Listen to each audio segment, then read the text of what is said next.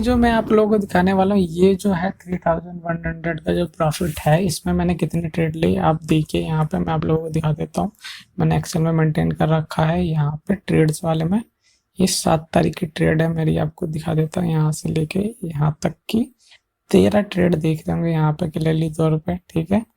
और यहाँ पे कितने हिसाब से इस एक्सेल को मैं एक अलग वीडियो में कवर करूंगा, जहाँ पे आपको क्लियरली तौर पे समझाऊंगा किस हिसाब से परसेंटेज यहाँ पे मेरे को कितना कितना मिला। ये देखिए 13% का लॉस, 24% का लॉस, 14% का प्रॉफिट, 22% का प्रॉफिट, 6% का।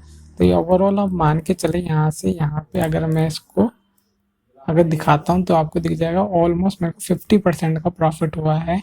तो यहाँ पे जितना मैंने अमाउंट जो लगाया उस हिसाब से टाइमिंग कितना होल्डिंग कर रखा है, ये सारी चीज़ें कर रखी है। तो ये सारा सेटअप के जरिए हुआ है, टाइमिंग के हिसाब से किस हिसाब से टाइमिंग करनी चाहिए, ये सारी चीज़ें आपको समझ में आएगी अगर आपके पास ऐसी एक्सेल होगी। मैं ये जरूर दूंगा जब तक इसमें 500 लाइक्स आएंगे। तो ये जो दिखाने का मेरा मतलब क्या हो गया, जो मैंने 13 ट्रेड ली आपको मैं इसमें दिखा देता हूँ कि मेरे को कितना ज़्यादा चार्जेस लगे। मैं आप लोगों को चार्जेस दिखा देता हूँ पहले।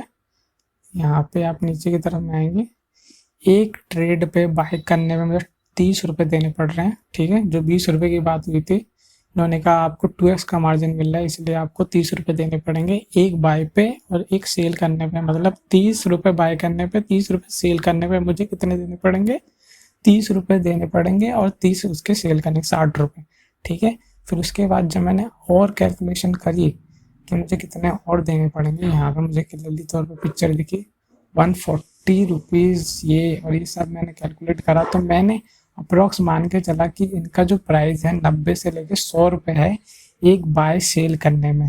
तो हाँ लोग, अगर आप जैसे बाय और सेल करते हैं तो आपको 100 रुपये ट्रेड देना पड़ेगा। आप स्टॉक्स में कर रहे हैं या फिर किसी और में कर रहे हैं तो मान के चलिए जो 20 रुपये पर ट्रेड की बात जो कही जा रही है वो बिल्कुल सही नहीं है, क्योंकि इसमें इतने सारे चार्जेस लग जाते हैं।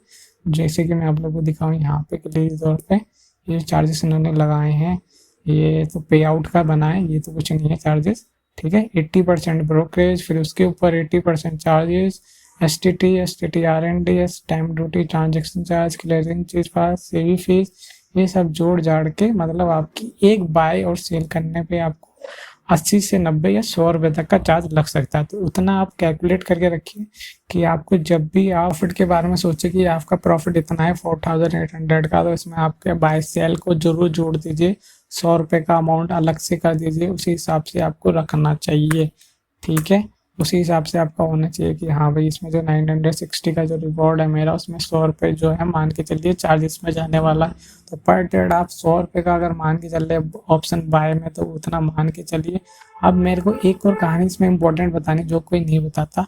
जैसे कि आपने 175 का ये लिया, ठीक है, तो आपको कितना देना पड़ेगा, 100 इसमें देना पड़ेगा। लेकिन जैसे आपने 2 कर दिए तो आप लोग कहेंगे कि इसमें 200 रुपये देना पड़ेगा मुझे, नहीं, लेकिन आपको ये एक साथ में लेना पड़ेगा। 150 की क्वांटिटी आपको एक साथ में लेनी पड़ेगी, एक ट्रेड में लेनी पड़ेगी, तभी जाके होगा। तो आप कह रहे होंगे यार ये एक ट्रेड का मेरे को समझ में नहीं आया, यहाँ पे समझाता हूँ मैं। जैसे कि 300 है, ठीक है, मैंने इसे कितने में बाय करा, 14 रुपये में, और सेल करा 16 रुपये में, ठीक है।